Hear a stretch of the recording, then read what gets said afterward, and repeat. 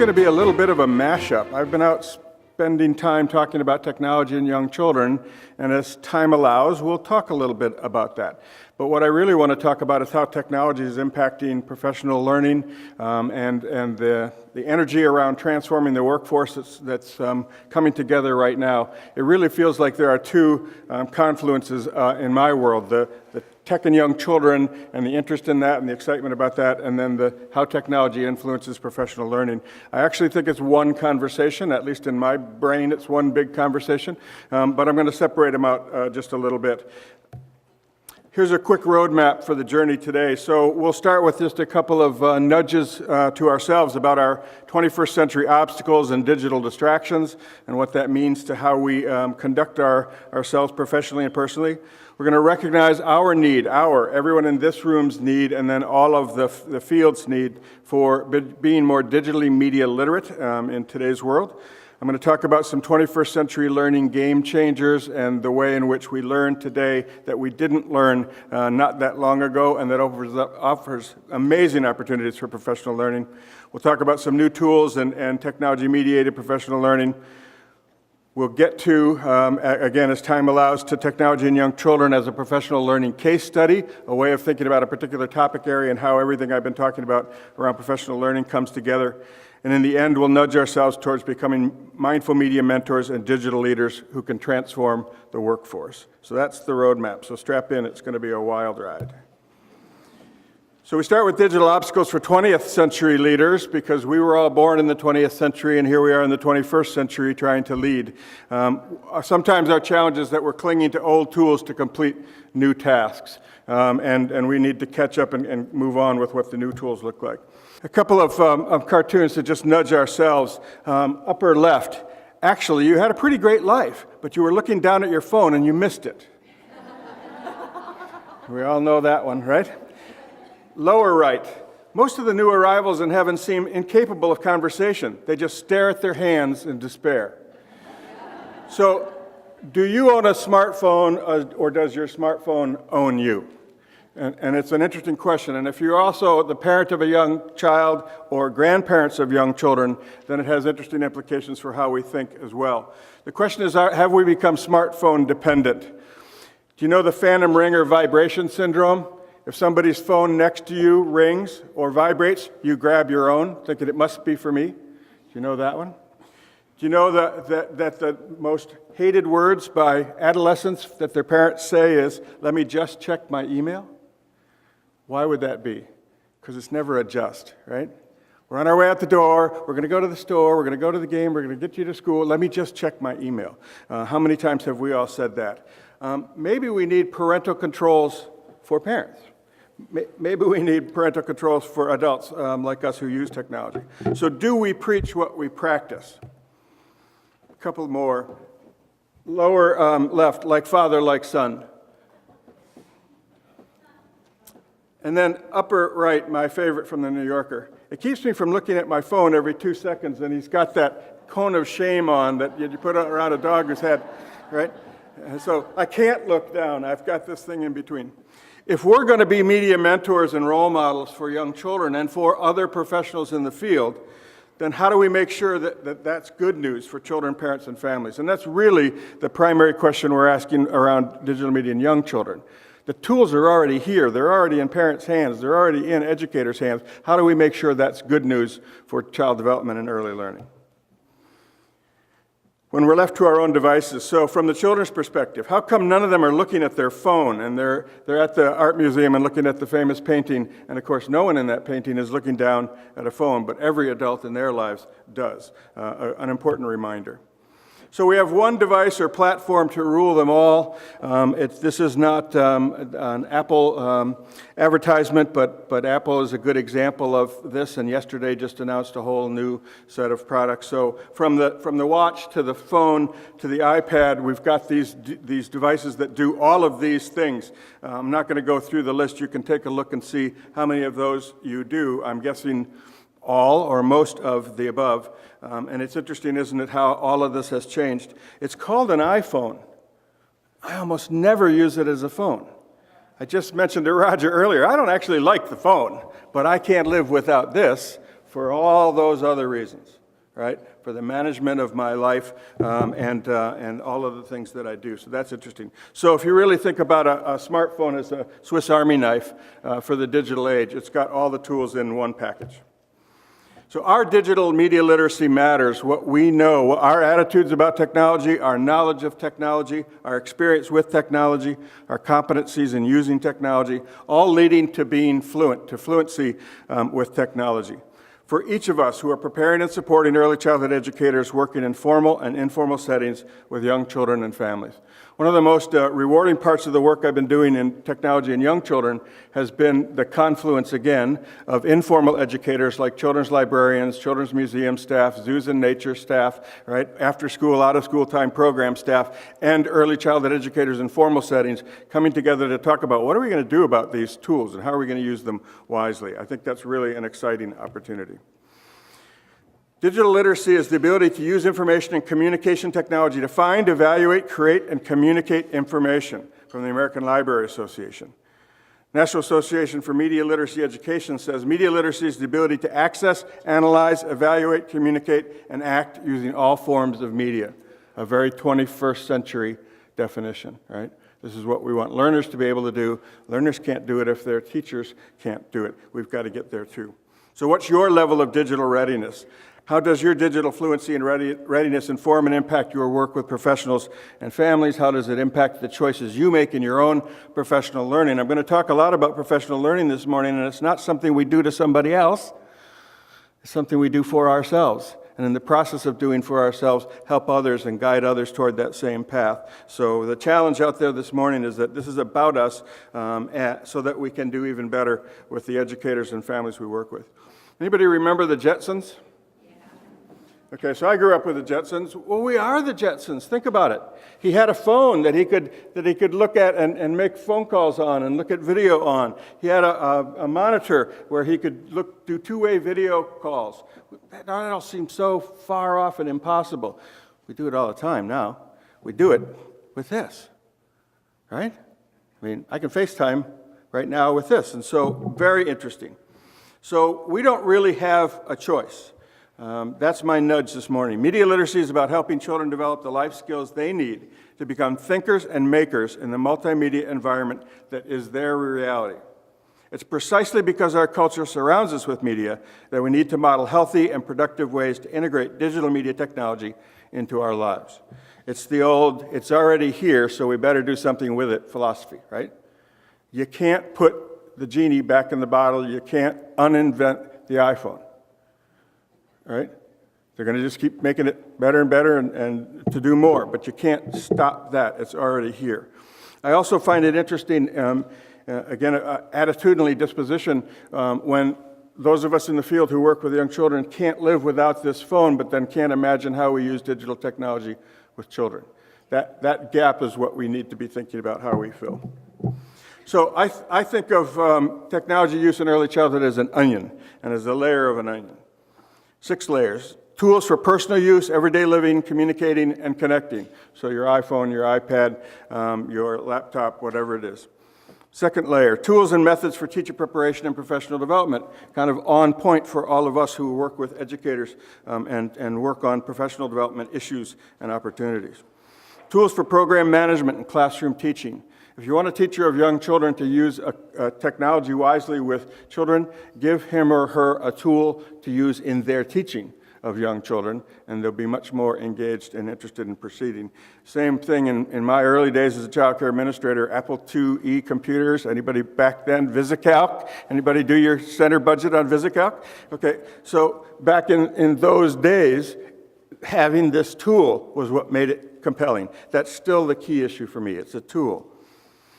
We have tools for strengthening the homeschool tools for teaching and learning with young children, tools for strengthening the homeschool connection and enhancing family engagement. Lots of work going on nationally on this right at the moment.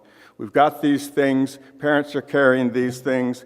Parents of young children have one of these. What's the connection and how do we tap into that technology and where parents are to communicate better and to enhance their engagement? And then tools for professional communicating, collaborating, connecting, and creating, for transforming the workforce. So are we ready to learn? Are we ready to teach? I would argue that you need to be ready to learn in the digital age before you're ready to teach in the digital age. And that's, again, the nudge that I give to educators as well. So layers to be thinking about here. So technology and professional learning. Talk about confluence, right? There are times in the field where things just pop, right? So we have the Institutes of Medicine report about transforming the workforce. Laura Washington just published a book. Stacy Goffin has a new book. Allison is here in the room, and NAEYC has got new initiatives around professional development. This seems like there's a lot of action, right? We're paying a lot of attention. We don't have all the answers, but we're interested and excited about it. I think that's really important. So my task here is how do we connect the dots between enabling technology and all of this interest in professional learning? So we talk about everyone who is involved in professional learning, including all of you in your work in Workforce Registry.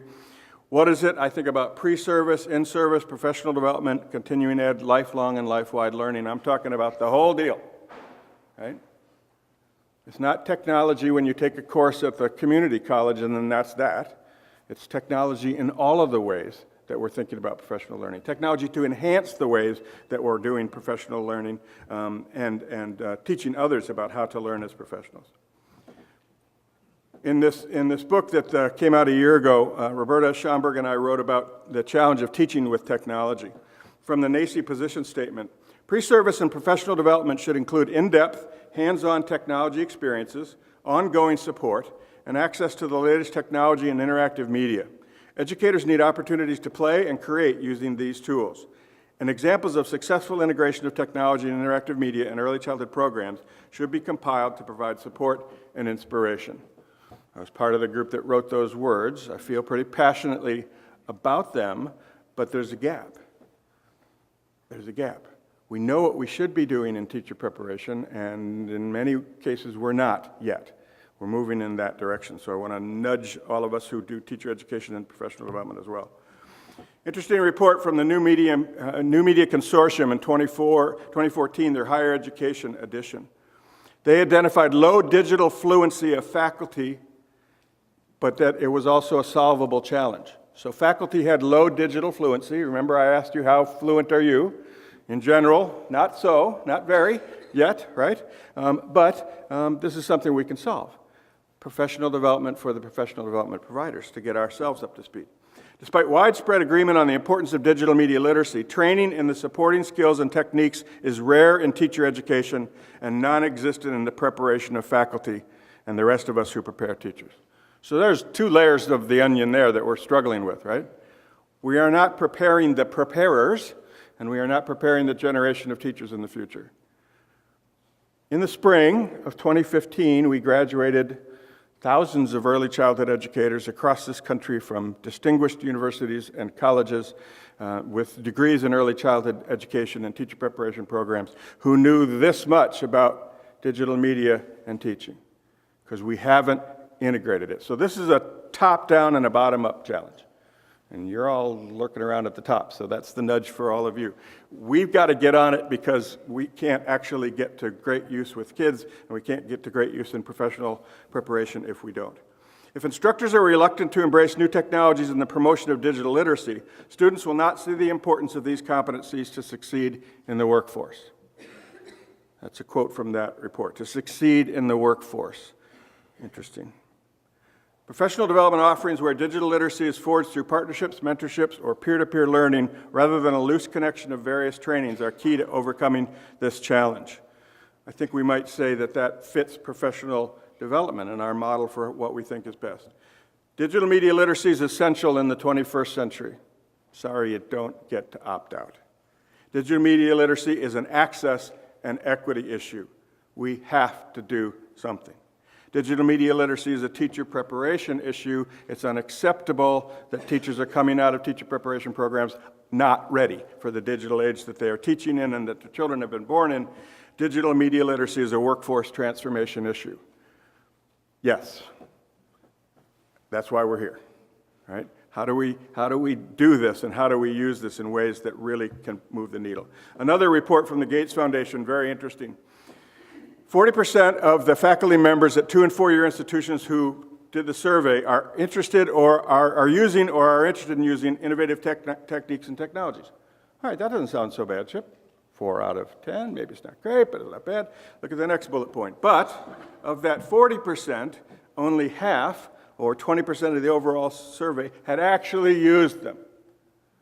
So we filled out the survey and said, yes, I'd like to know how to use an iPad, and I'd like to know how to do this, and I think this is important, and we ought to include this, but I haven't tried it. I'm from Erickson Institute. We're pretty proud of our teacher preparation program, and my faculty represents this data, right? Because their hair color's the same as mine, and they've been in the field as long as I have. And they kind of think this is for the younger faculty to fuss with. And I don't think we have that choice. I think we gotta jump. Lots of techniques had familiar but untried rates. So, I knew about it, but I've never tried it. Interesting. So just take a look at this list of learning game changers. I'm not going to go through all of them, but I am going to highlight a few that really excite me. The reason I think these are game changers is so many of these are technology-mediated, technology-enabled. When we talk about lifelong learning, we all know what that means. But life-wide learning in the era of social media is also across your life, not just from start to finish, but what are you interested in? What are you interested in personally? What's your family doing? What are you doing professionally? How do you connect those dots? I think that's a powerful idea. Again, that we can learn in formal and informal settings. These next two have been around a long time. They're industrial training models, on demand and just-in-time learning. The idea of just-in-time learning is if I teach you something you need to know exactly when you need to know it, not before, but right when you need it, right? You're more likely to use it, retain it, use it again. If I teach you today about an app on the iPad, who knows what we'll remember a month from now, right? So it's that idea. I think that's powerful. Self-paced and individualized learning, lots of talk about this. Professional learning and professional learning networks, I'm going to talk a lot about that. The next three are, I think, where really the excitement and the action are. Visual, mobile, and bite size. And I'll give you one example of all of those together. YouTube. If you ask a teenager to search for something, they don't go to Google. They go to YouTube. And they search for a how-to video or an answer to the question on YouTube. A 1.5-minute video by someone they don't know, who may or may not be accurate, but seems like me, right? They become media creators and media users. We better pay attention to this. We've always known visual learning was important, but in this age of technology, visual learning is so critical. So it's not enough to just have words or to just read. We've got to add those visuals. Mobile, of course, because there's the anytime, anywhere, with anyone on any device. Let me say that again. Anytime, anywhere, with anyone on any device. How big an idea is that? Anytime, anywhere, with anyone on any of my devices. That's kind of as big as it gets. And that's also why it's so exciting to think about what we can do when we take charge of this. Last piece is this bite-sized piece. A lot of educators are pushing back at this. What is this 1.5-minute video thing? Why are you telling me I can only do 2 minutes? That's it, right? Who learns anything in 2 minutes? What happened to the hour-long presentation that Dr. Donahue's going to do instead of the 1.5-minute quick hit, right? I don't think we're diluting our teaching and learning, and we're not diluting the content. We're trying to get at people's engagement. We're wanting more engaged learners. And I would argue that if I engage you for a 1.5 minutes really well, you'll come back for more. If I lecture at you for an hour and it's not very interesting, you're not coming back again. Right? Those are your choices. Interesting. Lots of things on the backside around online learning and technology. We'll talk about some of those later. Social learning and connected learning, certainly a big part of how we're all going through our lives. Big part of how actually some of the folks in the room who I know I keep in touch with without having seen in years. All right? How many Facebook users have we got? How many, other hand, keep that hand up. How many Facebook users are also use Facebook for professional purposes? Look around. Go two-handers. So, lifelong and life-wide learning ecology. We connect personal and professional learning. It's the internet of me. It's that individualized idea. I talked about anytime, anywhere. It's everywhere, all the time. Blends formal and informal learning. provides mobile access to on-demand, just-in-time, and that micro-learning, that bite-sized learning opportunity. I want to learn something right now. I need to know it right now. Interesting to think about. What can we do? And think about early childhood teacher preparation and the opportunity for a teacher on a break to quickly go and look for something, to get an idea and see an example, and then come back in the classroom. Social learning, professional learning communities, connected learning, we'll talk about all the above. Social media and social networks. The thing that I'm excited about here is not Facebook. I don't care what the platform is. I care what the behavior is. And the behavior is really fascinating. We're posting pictures of our lives. We're telling stories of our lives. We're connecting with people we haven't seen in forever. That creepy kid from high school who we hoped we'd never hear from again finds us on Facebook, right? So it's this all kind of this ecology that we've created. But the idea is that it's all about participation, right? It's not about just sitting back and letting it come to you. You got to get in. You got to play. It's about user-contributed content. It's about user ratings, rankings, and reviews. Why is it that when you go on Amazon.com, you're more likely to look at how many stars other readers gave the new book than the New York Times book reviewer? We've really flipped where we're looking for, and I don't know who you all are, right? But I'm making a bet, and my bet is that you're all more like me as readers than the New York Times book reviewer is.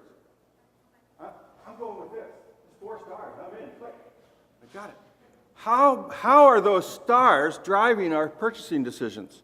It's unbelievable, right? It's really interesting. But there's power behind it, and the power is all of us.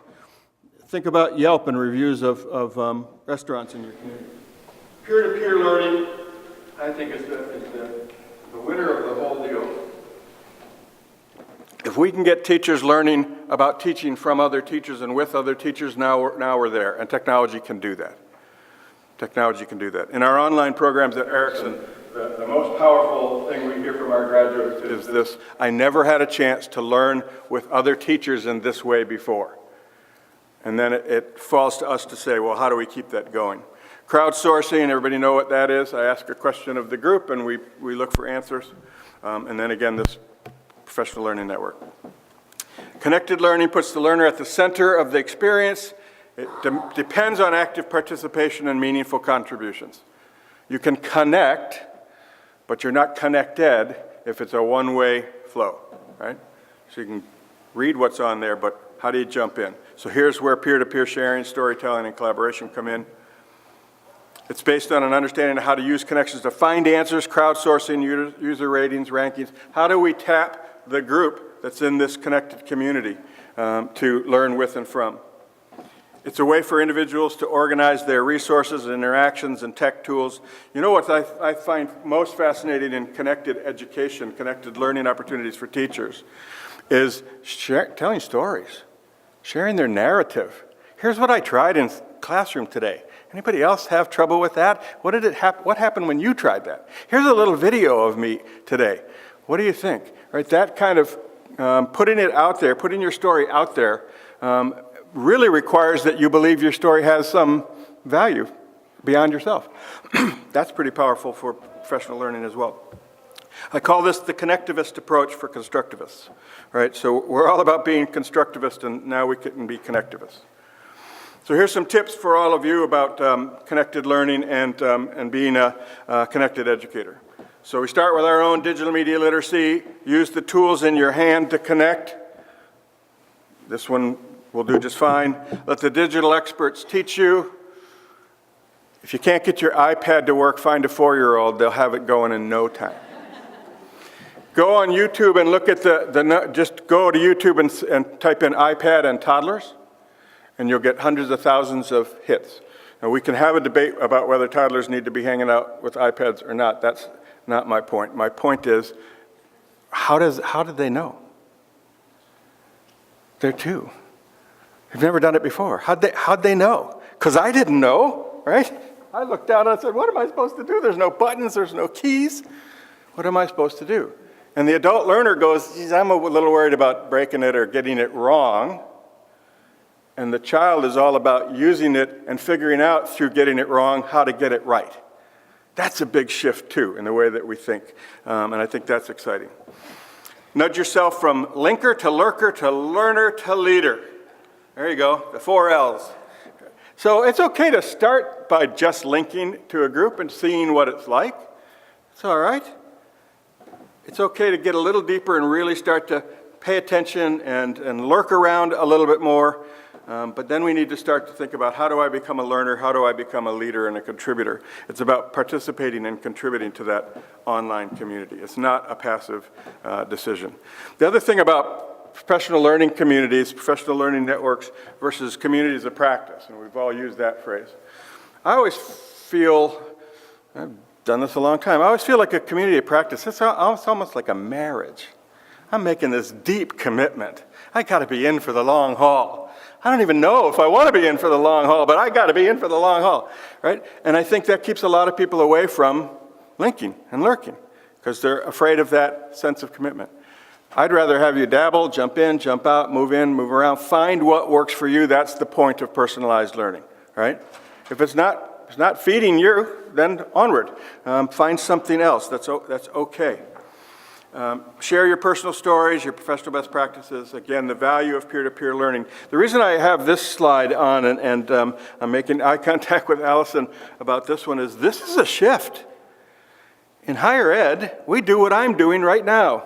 We lecture to quiet people who are sitting on the other side, right? And there's none of this, although we are going to get to some of that, right? But that's not the same thing. But if I'm really going to ignite peer-to-peer learning in my professional development workshop or my course, one, I got to believe that the participants have something to share with each other of value. Two, I have to realize I'm not the only expert in the room, right? Three, I have to realize that maybe my role is really as a facilitator, more as the holder of the knowledge, right? The sage on the stage becomes the guide on the side. And I think that's important to think about too. That's not an easy journey for experienced teacher education faculty, I can tell you, after years of working with online learning and moving people from face-to-face to online, moving people who are amazing face-to-face instructors and then struggle online. So I get that. We got to give it time. But fundamentally, the value has to be there that I really believe this is the gold standard.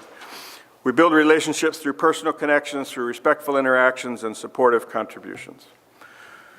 Okay, so a quick checklist for you. Design your own personal and professional learning network. Who do you want to learn with? Who do you want to learn from? What do you want to learn? Jump into blended learning. Try online modules. Try webinars. Try communities of practice. There's so much going on. Dabble.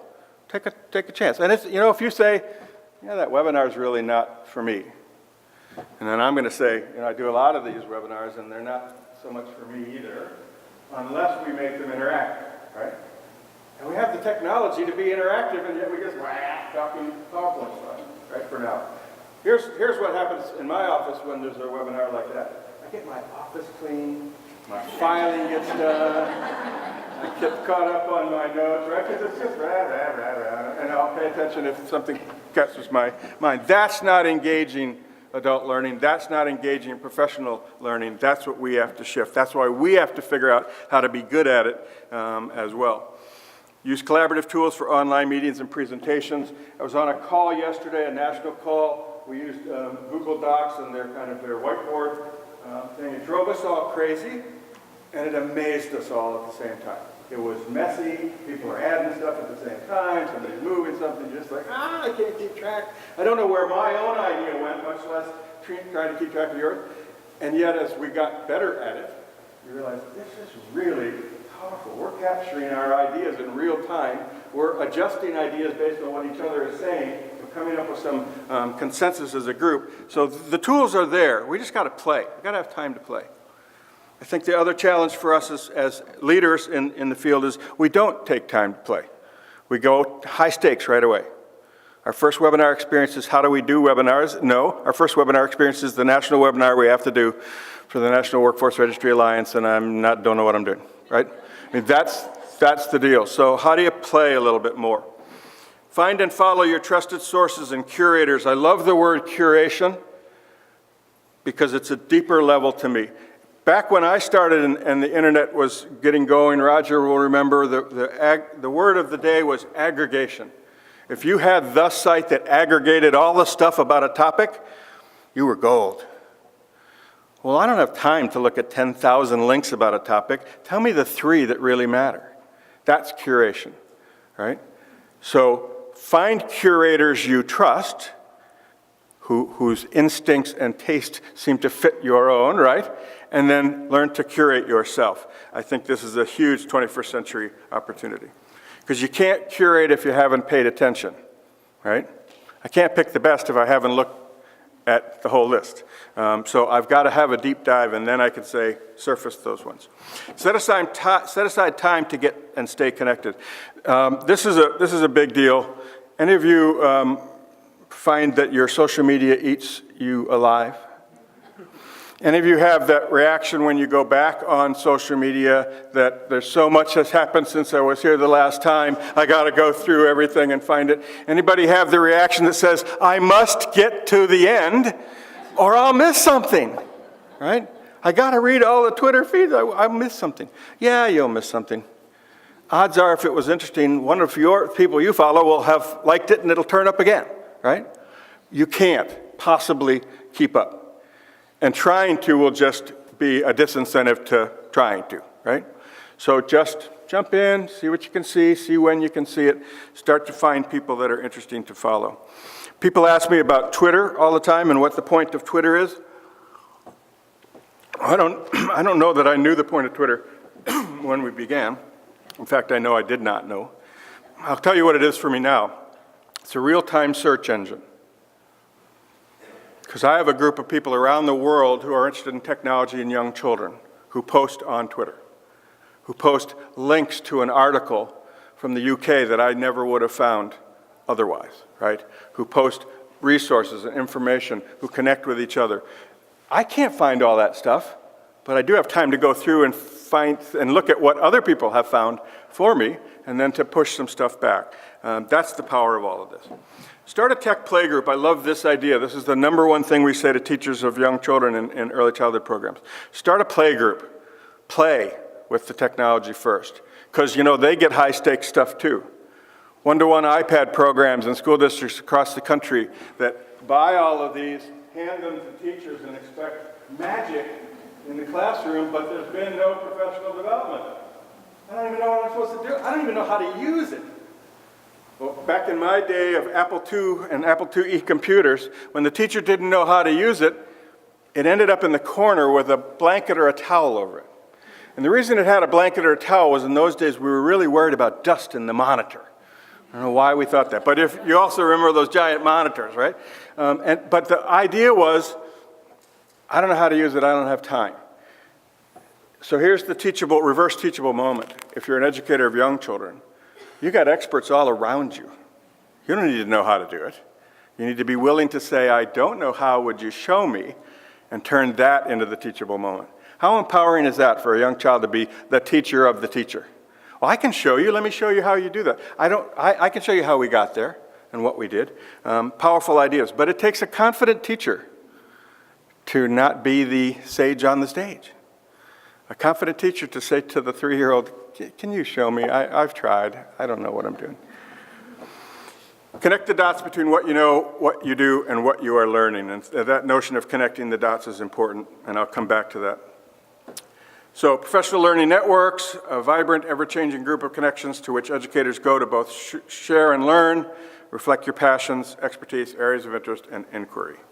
So find the professionals. I'm going to go from the big on down. That's the community of practice, the big people in early childhood education, right? That's a pretty big community. Find your niche group inside of that.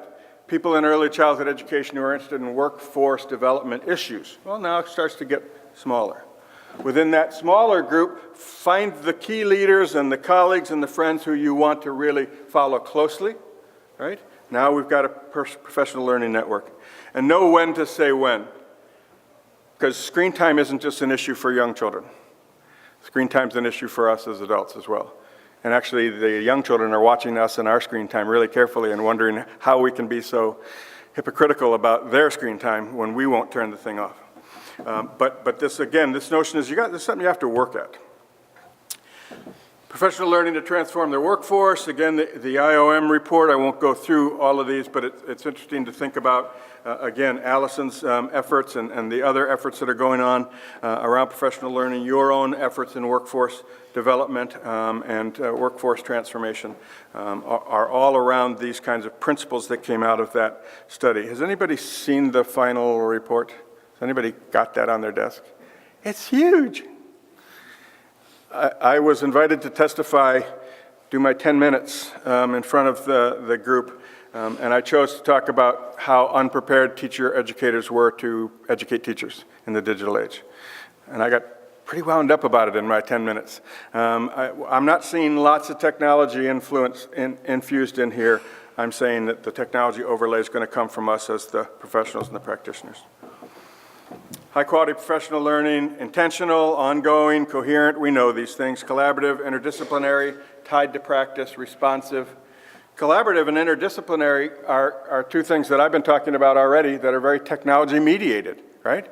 There's opportunities to collaborate around professional learning we never had before. You're a click away from people who are interested in the same thing. Interdisciplinary is a very 21st century notion. We certainly had this notion before the 21st century. A 21st century idea that problems and solutions are richer when we draw from different fields and different interests. Again, we can create communities that can do that. Tied to practice, I think this is the thing we hear the most about in the tech and young children from educators is, can you show me what it looks like? Can you show me what it really means to invite an iPad into my 3-year-old classroom? Because I hear the words, I know the philosophy, I get the principles, but I don't know how to do it. So we've really got to get there.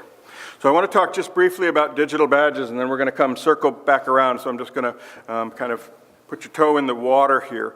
Another opportunity for 21st century professional learning, innovative and open technology-mediated approach to workforce development, technology to gain skills, literacy, and content knowledge. It's competency-based, that idea from the IOM of foundational and specific competencies. It's driven by personal interests, prior knowledge, life experience, peer culture, and learning milestones. It's around social learning. It requires connections, collaborations, and contributions. It's about creating an open badging ecosystem. This is what interests me most about this conversation. So if you were a Girl Scout or a Boy Scout and you earned a merit badge, right, you kind of have just that's a very simplistic notion of what we're going to talk about, but it gives you a visual, right? So when I finish something and earn a badge, I get that acknowledgement, that affirmation that I did that, but in an ecosystem, I also find out what I can do next and who else has done other things related. You all know how this works, Amazon.com. Other people who searched for this book also liked this book. Or the really big one, other people who bought this book, as you just did, also bought these books. Right? And so that notion of connecting to others is interesting. It's about creating evidence of learning, making learning more visible, thinking again about skills, accomplishments, and pathways for learning.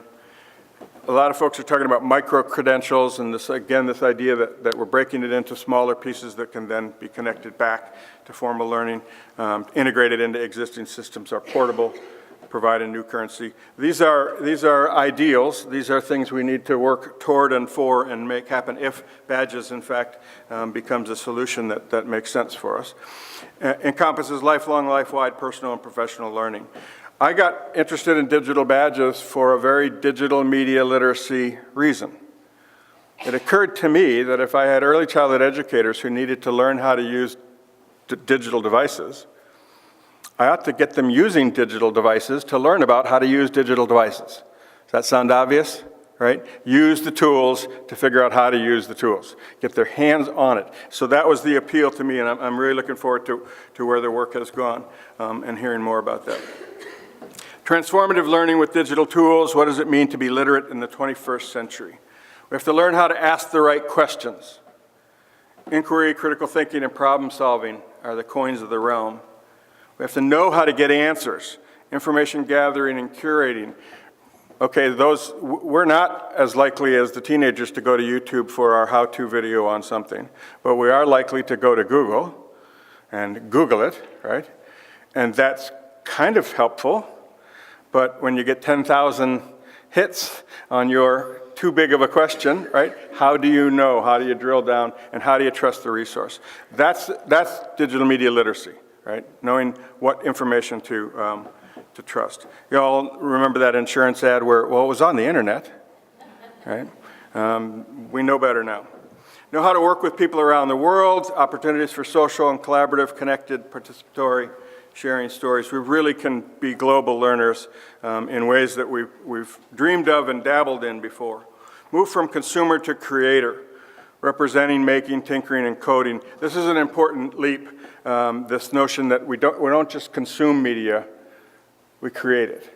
So the teenager who goes to YouTube a bunch of times, finding those, how to tie my tie, how to polish my shoes, because I'm going to prom, right? Maybe you've seen some of those that went viral, right? After a while goes, well, I have something I could do.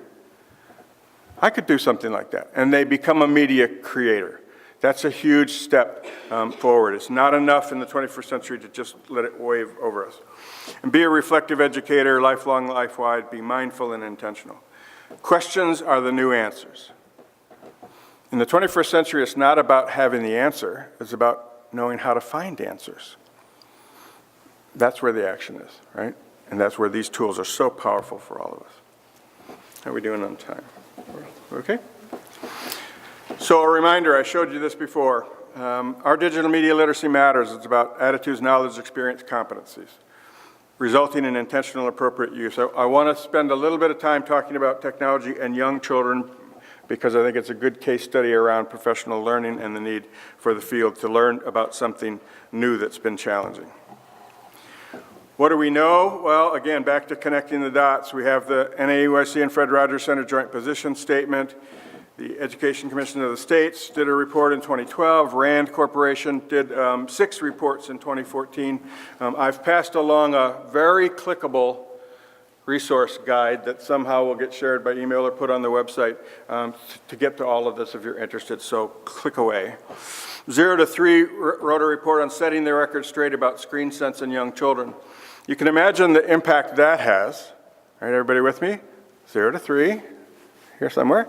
0 to 3, the most controversial age for media use, right? Oh my gosh, why are we even talking about this, right? But looked at the evidence, read the research, really thoughtful bit of work around what do we actually know about the impact of screens on very young children, and how does that influence what we think, and how does that influence how parents make decisions, but also how parents think about themselves and the decisions they have made. HighScope came out last year with their own position statement about using technology appropriately in the preschool classroom. Another one of those aha moments in the field, because HighScope is one of these pinnacle organizations that we hold in high regard. If they took the time to write about this, then we ought to be paying attention. We have a new study out of Washington on the uses of technology to support early childhood practice, and a new study coming out of the Fred Rogers Center soon around looking specifically at early childhood technologies and use. And then again, the book that I've done. The quote from NAUIC and Fred Rogers Center that I like is, when used intentionally and appropriately, technology and interactive media are effective tools to support learning and development. Simple little sentence, and it's loaded, right? But when used intentionally and appropriately. Meaning that if you're unintentional or not appropriate, we can't be sure that the outcomes for children will be positive. We can, some of us would argue, we can be pretty sure they won't be and could in fact be harmful, the opposite of what any of us is interested in having happen. So this is an interesting one. What we know about child development theory and developmentally appropriate practice matter. And this is back to know what you know. I always talk to educators about digital media, and they say, well, I don't know anything about this. And I say, well, you know something about child development, and you know something about developmentally appropriate practice and making choices for a child. So actually, you know a whole bunch about this. It's just another tool. We can learn some specific things. But I think this is an interesting idea. Warren Buckleitner wrote a chapter in my book about this, about what would Montessori say about the iPad, what would Piaget, Vygotsky, and Skinner say. Shameless self-promotion, if you're coming to NAUIC, we're going to do a session on this where these theorists are going to be in the room talking about their own theories and how they would see the iPad from their theoretical perspective. So come and have a play. It'll either be really wild or interesting or both. We'll see. Here's one to take home. I love this. Lisa Guernsey, who is at New America and does a lot of writing, talks about her 3 C's. What do we really need to know about technology use in young children? The content. How does this help children engage, express, imagine, and explore? The context. How does it complement and not interrupt their natural play? And the unique, the individual child. Content, context, child. Content, context, child. Go home with that little rhythm in your head. And then I've been nudging Lisa recently that maybe we need to add a 4th C around connections. And I'll talk about that. We gathered top children's media researchers in Washington a 1.5 years ago with the task of telling us what do we know and what do we still need to learn. Well, what we know is a lot about television. We've got over 40 years of literature and research on the impact of television on young children. We know a lot about that. We don't know very much about this, and yet this is the talk of the day, right? So the research has to catch up, and it is starting to. But the number one takeaway from that day with all the researchers around technology was the most important thing is relationships. That should come as no surprise to all of us. We already know that, right? But if you ground this conversation back in that's what matters, it's a different conversation than this is going to get in the way of relationships. No, this is a way to support it. We know young children learn best in the context of interactions and relationships. It's about co-viewing, what we used to call co-viewing. We're now talking about joint engagement with media, the idea that when you use media together with a child, the learning is enhanced. Right? When you sit with a child during a TV show and ask them questions along the way, they get more out of it. Use media to encourage pro-social behaviors and promote social-emotional development. People are often surprised that I actually think this can do that. But that, whole child development, social-emotional development, is the core of what we're all about. So if this can't do that, then it shouldn't be in the room. Right? We have to be intentional and appropriate about that. And use technology as a tool to strengthen relationships with adults and peers, not, again, to get in the way. I talked about you becoming a media creator. Creating media really matters, again, from the research that we had reviewed for us. Young children are capable of creating their own messages and expressing themselves through media. Give children and their adults control over what they use and how they use it. What technology is being used to create media in those 3 images? And I know it's hard to see all the way through, but does anybody see? What's the technology? Digital camera. Well, this is a digital camera. We all have digital cameras. That notion of capturing the story.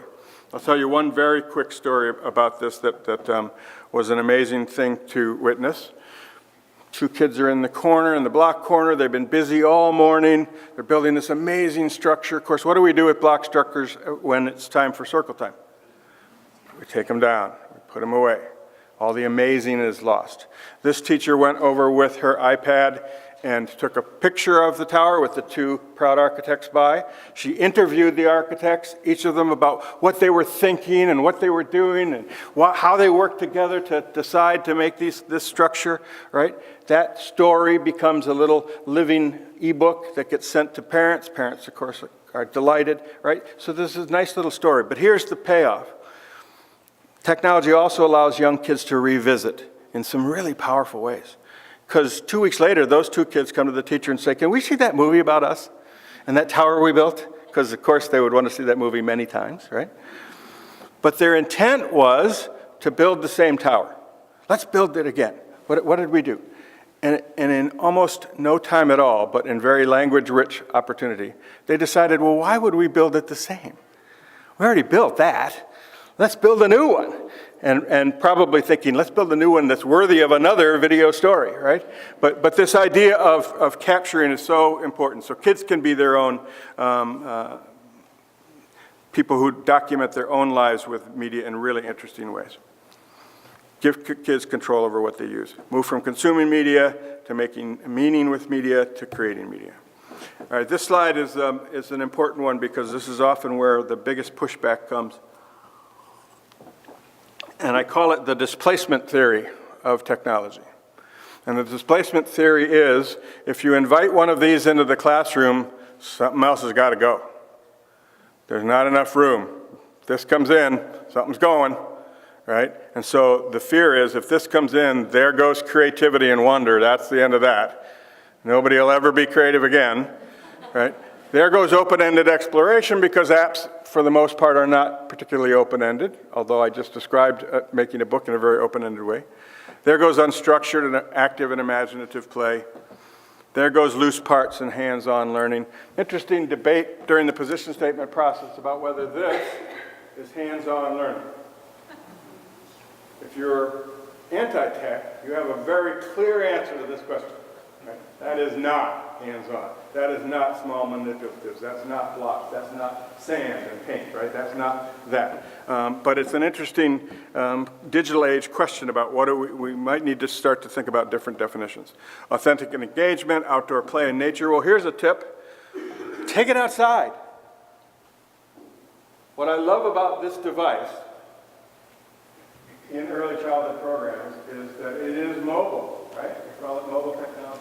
Meaning it can be anywhere in the classroom. It can go where the ideas are. It went from over here to the block corner because the block corner, something really cool was happening, right? We're all going outside. Well, we can take it outside and use the camera or the video function and capture something. Or we can look for something or use it to keep track of what we're seeing outside. We can, in fact, go at these concerns, these deep and thoughtful concerns, by being very intentional about how we use the technology. Solitary and shared experiences. This is an interesting one.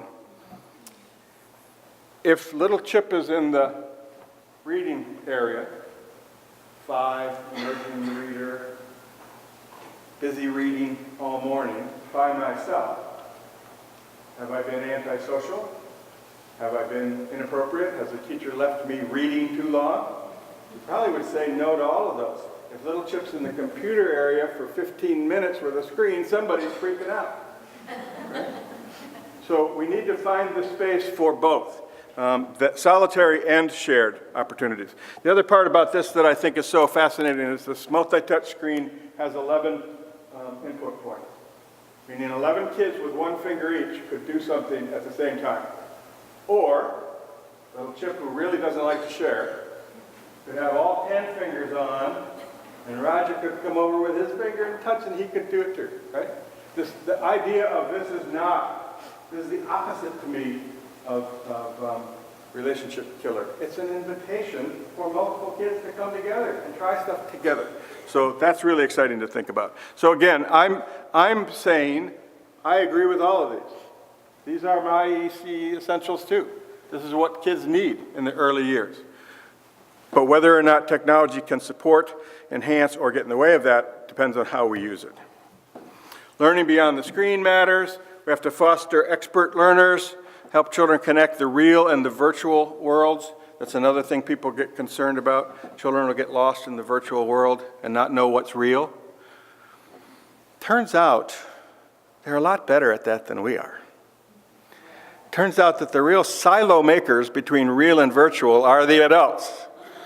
Not the children who move seamlessly back and forth and know very well when they're in the virtual world and when it's the real world, but know how to pull from the virtual world back into their world to make meaning. Tangible technologies, starting to see some really interesting work around technology that can be used with real materials. Anybody heard of the Osmo? You know what the Osmo is? So the Osmo puts a little mirror, very clever, little mirror up here by the camera, right? And so it then displays what's on the screen in front of the child, and the child does the manipulation off the screen. So it's 10 grams in hand, real material, shown on the screen based on what I'm doing down here. That's pretty cool. It's just coming. We'll watch for more of it, but you can see where that, to me, there's the bridge. There's the bridge of one of the things we're most concerned about, right? Tangible materials, virtual representations. Interesting. Lots of interest in robotics and coding and computational thinking. Here's a quick aside on that. Remember, appropriate and intentional. I statement. I'm very concerned that we're pushing down the notion of everybody needs to code to younger and younger kids, and we've moved quickly past what's appropriate. I'm not concerned when teachers are using simple robotics and other kinds of technology devices to learn about what coding means when the kids are ready for that, right? But beware, we're very good in this country at taking curriculum that's here and just going like that. So always ask a critical question about what do we mean when someone in early childhood says kids need to code. And then integrate technology as a universal design for learning strategy, and I think this is really powerful. Lots of really great work starting to happen. UDL is about multiple means of representation, multiple means of action and expression, multiple means of engagement. In other words, the child can come to the task in lots of ways. There are flexible participation opportunities, and technology is turning out to be a really nice companion for that idea. Okay, so in the final run to the end here, we need to encourage and support early childhood professionals as media mentors. As mindful media mentors, because we are mentoring whether we know it or not, so we might as well mentor. Right, I used to say to my teachers in teacher education, the children are watching everything you do. They hear everything you say. Therefore, give them great stuff to watch and great things to hear. Right? Be intentional. If I'm being watched, then here's what I want you to see. And so we can do the same. We need to keep up with education and technology trends. It moves so fast. It moves so fast. Yesterday it just moved again, and it moved so fast with Apple that I don't even know where it moved to overnight. But again, we just keep pushing all of this. You realize that 5 years ago, if I stood here, I could not have held this up. That's a game changer, right? This is what we all want to talk about, but it didn't even exist. What are we going to talk about in 5 years from now? Balance technology with pedagogy and content knowledge, pull it all together. Reimagine technology integration. Remember I said this is mobile tech? Technology integration in early childhood, if there was technology at all, often was the old desktop computer contributed by parents when it was obsolete on a table in the corner. The kids had to go to the technology. Now the technology goes with and to the kids. That's a huge shift. That's a big opportunity. Use technology to support new ways of learning and new ways of teaching. Media mentors need to do their homework. We need to learn how to choose the best technology. Again, that child and the content and the context. We need to expect problems and be solution focused. It isn't about avoiding problems, it's about solving them. Start with evolution. What can we do that's a little different? But go for a revolution. This is revolutionary technology. Identify and nurture your innovators. There are already people in our work that are doing amazing things, but they're doing it in pockets of innovation. We've got to figure out who they are, and then we have to connect those ideas to others. And remember, even though it seems like I just spent an hour talking about technology, it's not about technology. It's about teaching, learning, professional learning, connected learning, mobile learning, social learning, right? It's about the interactive and interactions that go on around learning. So here you go, some transformational digital leadership tips. Think for the future, identify your vision and share it with others. Be a learner yourselves, model lifelong and life-wide learning, model the joy of both of those. Foster a culture of innovation, risk-taking, and empowerment. If it's not okay to make a mistake, then you don't have a culture of innovation.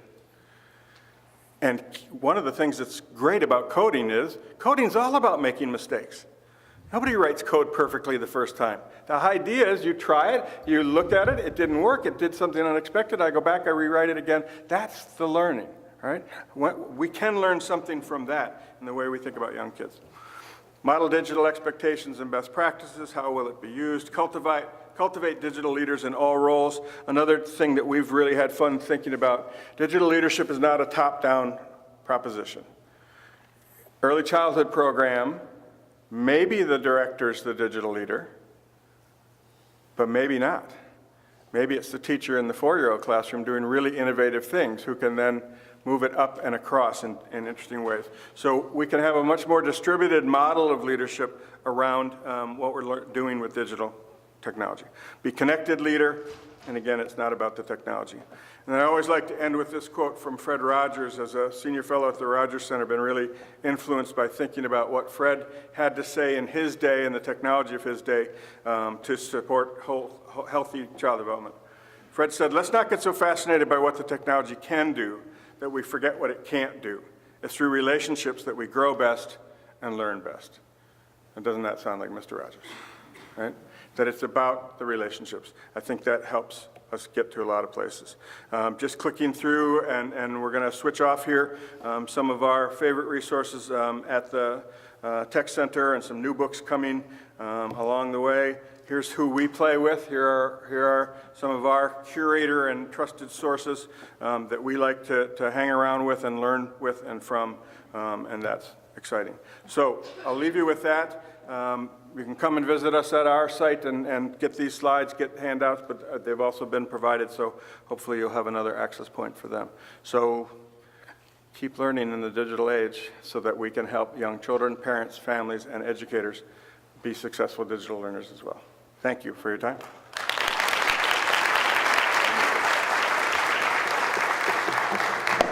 Thank you again to Chip Donahue. That was fabulous. I also want to thank Rose Corps and the National Workforce Registry Alliance Board for the opportunity to come and be here at this conference today. And thank all of you for giving me some more of your time this morning. Thanks for being here in Florida. My name is Mary Beth Testa, and I'm an early childhood policy consultant. And I get to do the great work of working with policymakers, working with advocates and researchers, working with the provider community in family child care homes and in classrooms, and working with families to connect all those dots together. There's a policy world of theory and there's a real life going on, and how is that, how do those things come together? And I have the privilege of working with the National Workforce Registry Alliance to do just that as we explore digital badging for the early childhood workforce. So thank you again for the opportunity this morning. All right, and I want to thank Chip for sort of teeing off that part of the conversation this morning too. How many of you know what we're saying when we say open badging or digital badging, and it's churning in your states as you're knowing what this is, or you're churning on your own about how interesting this might be? Okay, all right. Well, this is. I was struck when Chip said it's here. It's been invented, and I'm not sure we can uninvent it. And so, what does it look like in our world? And that's the journey that we're on. But I want to talk a little bit about it just to sort of ground us, I think, a bit in what digital badging is. Open badging is a new technology that enables the representation, the validation, and the sharing of skills and knowledge acquired, whether it's in the classroom or on the job, and maybe those things sound familiar in the early childhood world too, or in the community or online. So brick or mortar in front of your computer, 20 years veteran of quality practice in your industry. Other industries are looking at this in their world. Badges are a way to capture that learning where it happens and then show it. But it's not just pretty and cute and cool for show, although it is pretty and cute and cool for show. But what's behind it is what matters. Those data points that connect that badge to the next one, that connect that opportunity to the next one. The learner is central in this, in our little orange shirt on the left. This was designed by a group called the Badge Alliance. I did not do this very fabulous infographic. She went to school in a brick and mortar classroom. She had some opportunities in online learning. She had on-the-job experience. How do we put all of that together in a meaningful way that has some currency, right? That made it matter that she bothered to put all of this together. The learner is central to this, but we're also exploring how it has benefits to the issuer in being able to see here's how we document what we teach our people, but then certainly the benefits to the outside community, those who might look up your badges and view those things. A potential employer or your current employer as you're thinking about how you move up in your career pathway in any industry, right? It's a way to evaluate that badge and also evaluate that learner. Is this a prospect for me? Is this a candidate for me? I need this kind of specific person. How do I find out about that person's competencies and experiences. And digital badging, open badging are a way that other industries are looking at how to do just this in a new age of technology. And I fully acknowledge that I approached this podium with a handful of papers. It just makes me feel comfortable to have paper. So let's see. Of course, then I put away too many pieces of paper, sorry. So the Packard Foundation is investing in us to explore the ways in which digital badging can move the early childhood workforce forward. This is a tremendous opportunity, we think. There are very big conversations happening in our field right now. In the field of education, training and professional development and education, and at all levels these conversations are happening, right? There's no shortage of ideas, and Congress is getting in on the action, and they passed the Child Care and Development Block Grant Law in 2014. We waited and pushed for 18 years for them to look at the innovations on the ground, the things that had been going on for 18 years. And they really did try to put the child development back into the Child Care and Development Block Grant. And what does that mean? What does that mean for our field? And we're now watching to see what the states are going to do with that, put a pin in that. We're coming back to it. The Elementary and Secondary Education Act is also up and has been impacting the early childhood landscape for many years. But what if the next authorization of it made that go deeper, made that go wider, or maybe not at all? We're not really sure yet. But all of these conversations are happening. The Head Start performance standards are up for grabs again.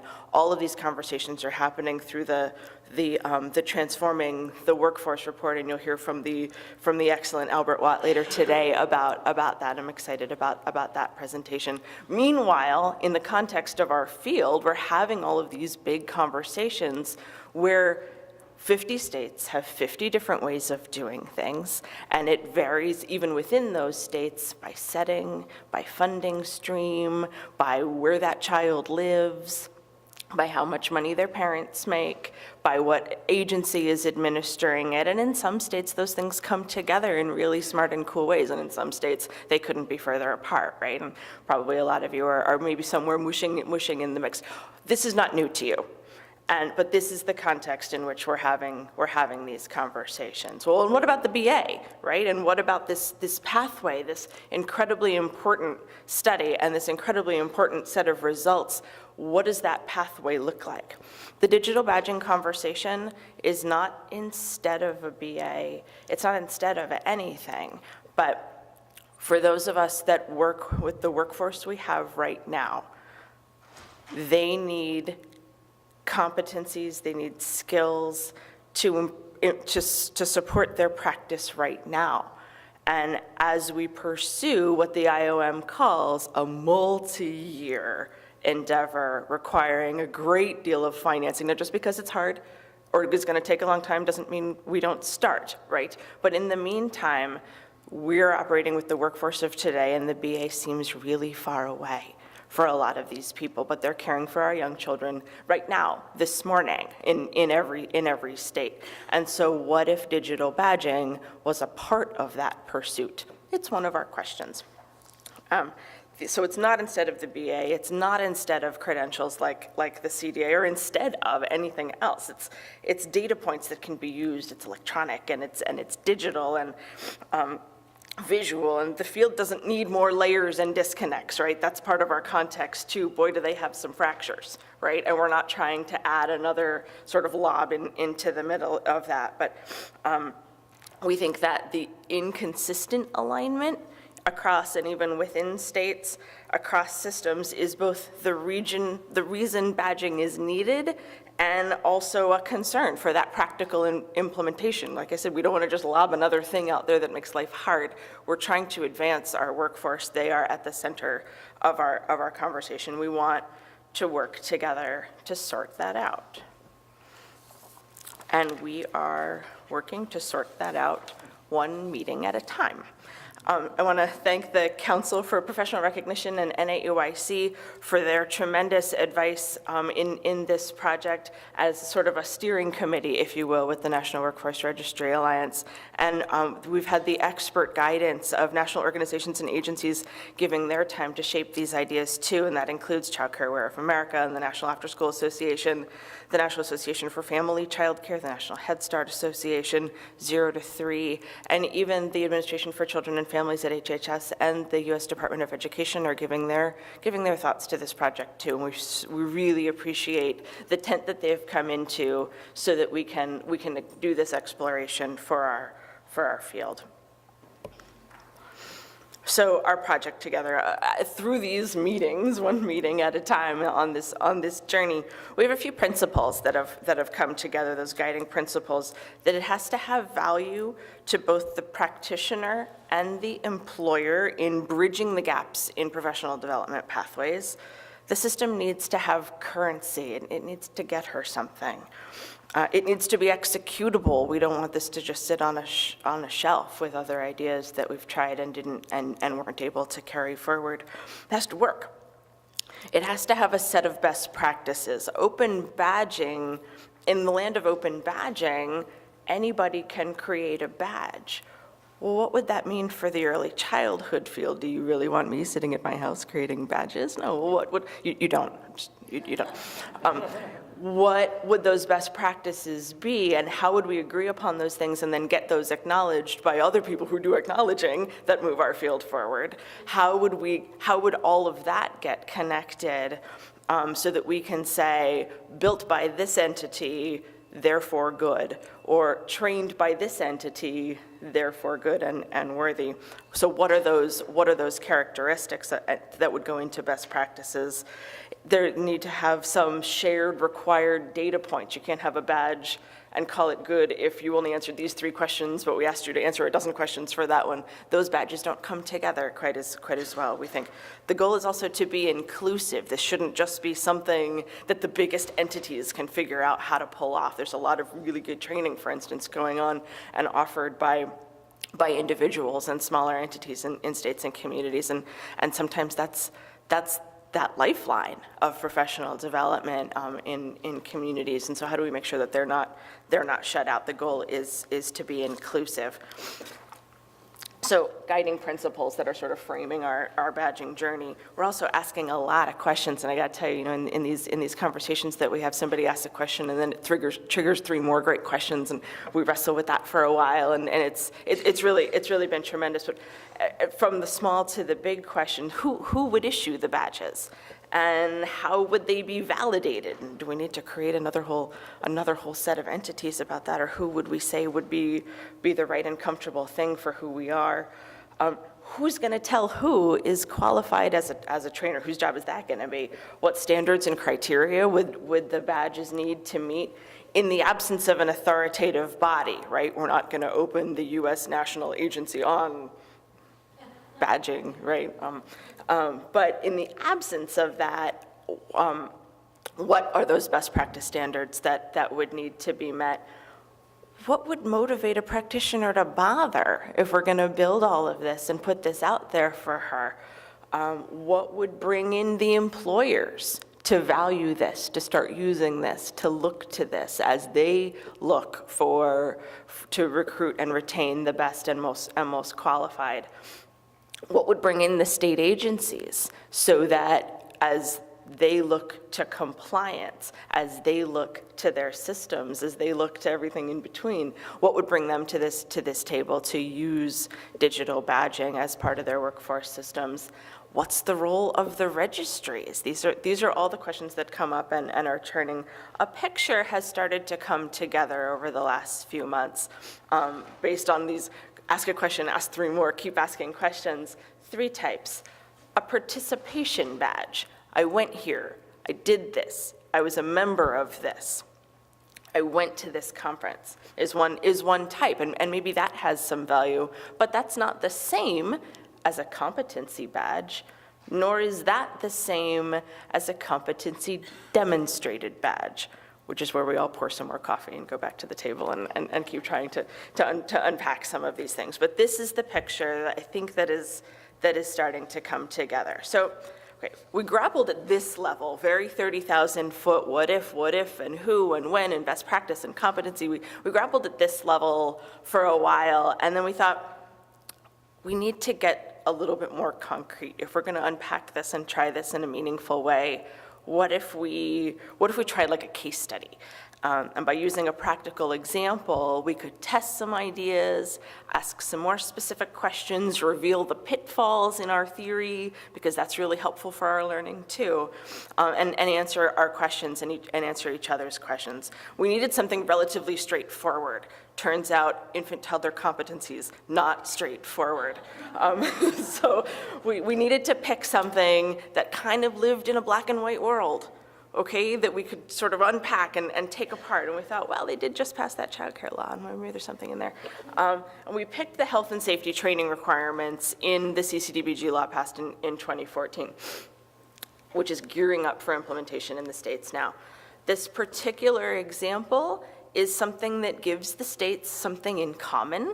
So we thought that was a plus for our case study example. And it affects a significant portion of our workforce, current and future. The CCDBG law calls for health and safety requirements on 10 topics and training to those 10 topics. The federal law doesn't specify a number of hours, so that's a little wrench in my black and white world theory, because we're still going to have maybe 50 different versions of this, but that's okay. The federal law doesn't call for a number of hours. The states will have to decide that the amount of pre-service and ongoing training and all of that sort of thing will appear in their next state plans. Okay. We're going on the premise, though, that this new federal requirement for health and safety practices and training will increase the need to access training like that. And what if a badge from a recognized entity would demonstrate achievement and simplify the monitoring of compliance? That would be cool, right?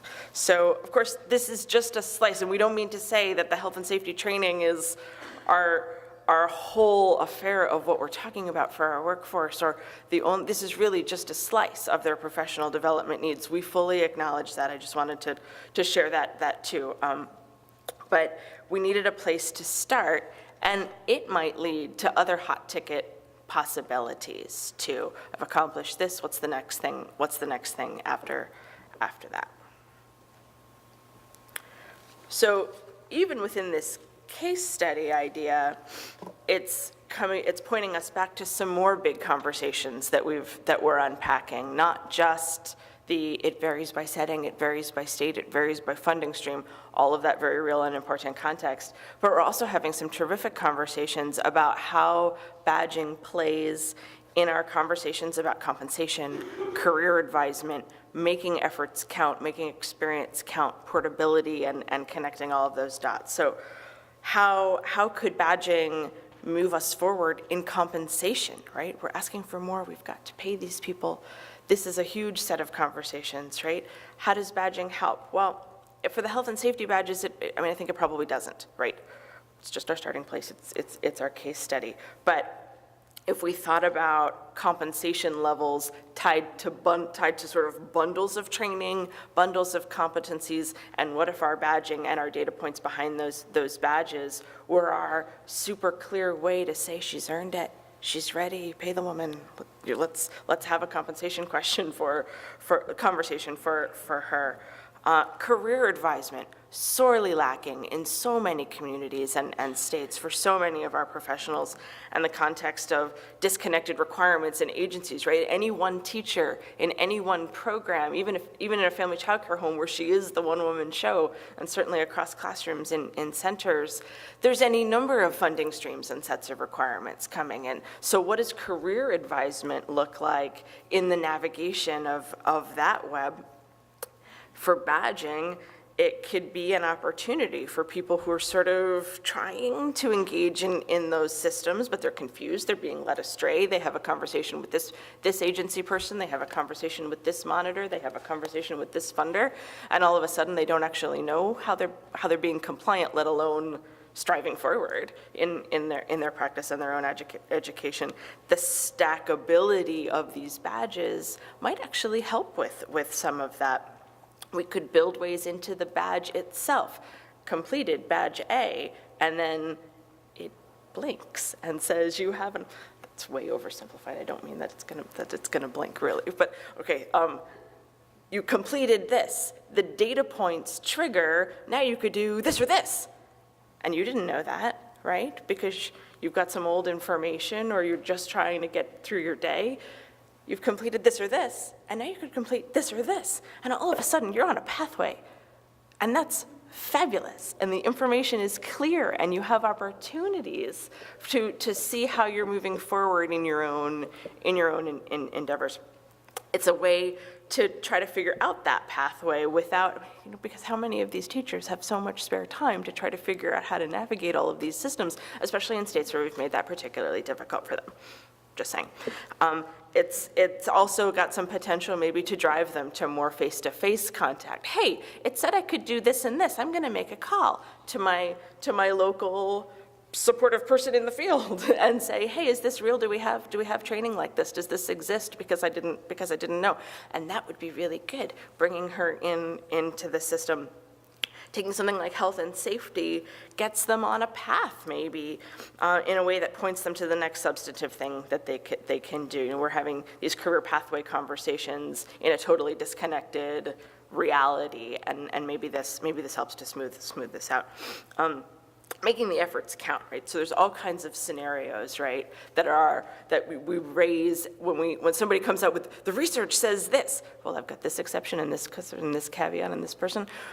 We're not just being negative and annoying when we say those things. Those are real people, and we truly want to know what to do to support that person in her practice. She's got 35 years experience in the field, and she's certified in her state, but she moved to a new state where what she had as certified doesn't count for anything in this other state, and she lost the job to somebody who might not be as effective because some piece of paper said this one thing, right? We all know somebody like that, right? Or we've heard that story.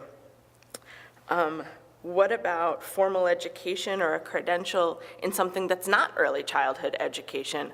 What if badging helped with the pathway that sort of rounded out that person's education and professional development experience?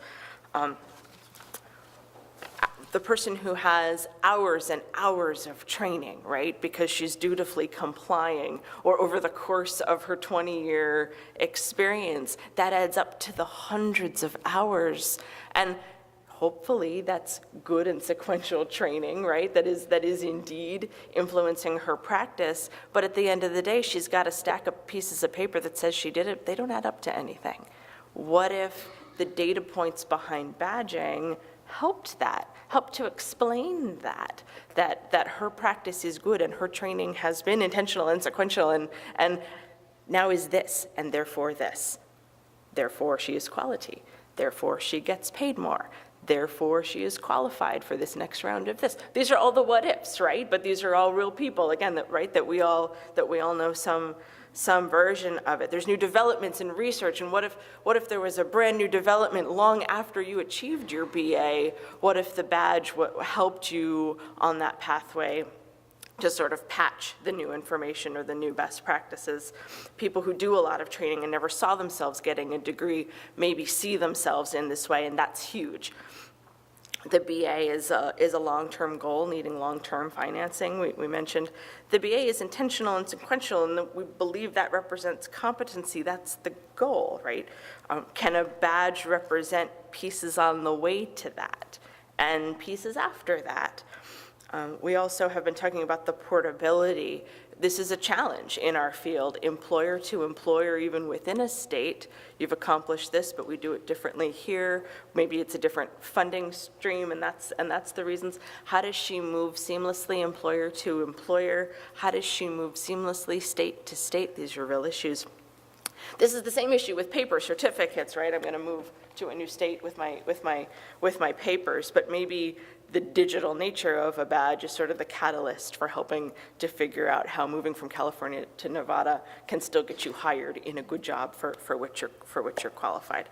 We want to try to connect all of these dots, again, so that it has currency and so that it's executable. We don't want to just throw an idea out there that couldn't work. We think maybe it could work. Okay, so what are we doing? What are we doing? We're having all of these meetings. And the idea is that the Packard Foundation would like to see some of these ideas then shaped on paper. We're going to write, we think, 3 white papers, and one will couch the ideas in the state of the early childhood workforce, and sort of an overall framing of the workforce, right? This is stuff that we know, but we want to be able to couch it for a digital age conversation, right? What do those fractures look like? What do those experiences look like? And why is it urgent that we need to do something about it in the immediate and in a long-term way? The second one might be, how can badging work in the context of the fractured field that we have?